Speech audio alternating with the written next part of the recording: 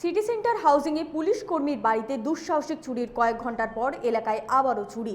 অবসরপ্রাপ্ত কেন্দ্রীয় সরকারি কর্মীর বাড়িতে চুরি, ব্যাপক চাঞ্চল্য গোটা এলাকায়। পাশাপাশি এই ঘটনার 24 ঘন্টা কাটতে না কাটতেই কাকসা থানার কিছুটা দূরেই পানাগড় বাজার উচ্চ বিদ্যালয়ে জানালা কেটে ভেতরে ঢুকে আলমারি ভেঙে টাকা পয়সা নথিপত্র লুটপাট করলো দুষ্কৃতীর দল। তারপর প্রমাণ লোপাট করতে সিসি ক্যামেরার হার্ড ডিস্ক খুলে নিয়ে পালালো দুষ্কৃতীরা। শনিবার বিদ্যালয় খুলতেই আতঙ্কিত হয়ে পড়ল শিক্ষক শিক্ষিকারা থেকে পড়ুয়ারা। ঘটনার রেশে থেমে গেল ফাইনাল পরীক্ষাও। পুলিশের নিরাপত্তা নিয়ে বড়সড় প্রশ্নচিহ্ন এলাকাবাসীর। বিদ্যালয়ের শিক্ষিকা জয়শ্রী বন্দ্যোপাধ্যায় বলেন, তারা বিদ্যালয় খুলে দেখে আলমারি ভাঙা, ছড়িয়ে ছিটিয়ে পড়ে আছে জিনিসপত্র। এই ঘটনার পর থেকে চরম আতঙ্কে এলাকাবাসীরা। আরে আমরা তো কিছুই জানি না, স্কুলে এসে দেখলাম যে সমস্ত আমাদের অফিস রুম ভেঙে আলমারিগুলো সব খোলা আট করে কোশ্চেন পেপার সাজানো ছিল, কারণ আমাদের পরীক্ষা চলছে। তো কোশ্চেন পেপারগুলো তো হাত দেয়নি, কিন্তু আলমারির নথিপত্র সমস্ত গণ্ডগোল, কিছু টাকা পয়সাও ছিল, কারণ এখন ফর্ম ফিল আপ হচ্ছে।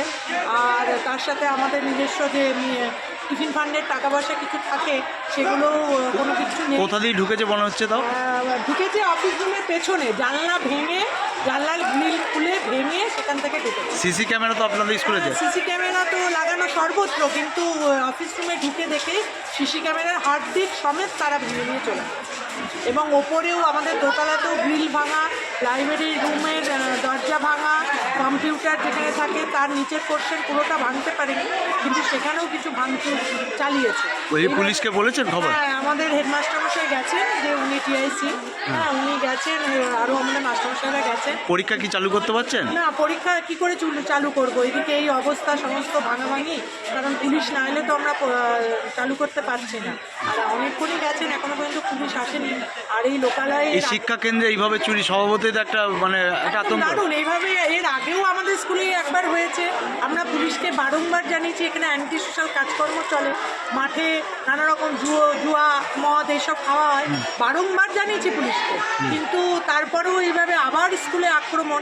এর আগেও একবার স্কুলে আগুন লাগানো, স্কুলে নথিপত্র মানে নিরাপত্তার কোথাও একটা অভাব আছে, প্রচণ্ডভাবে নিরাপত্তার অভাব করছে। দুর্গাপুর থেকে সনাতন গড়াইয়ের রিপোর্ট, 99 নিউজ বাংলা।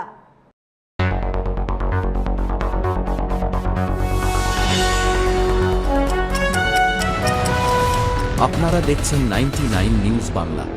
বদলাবো আমরা।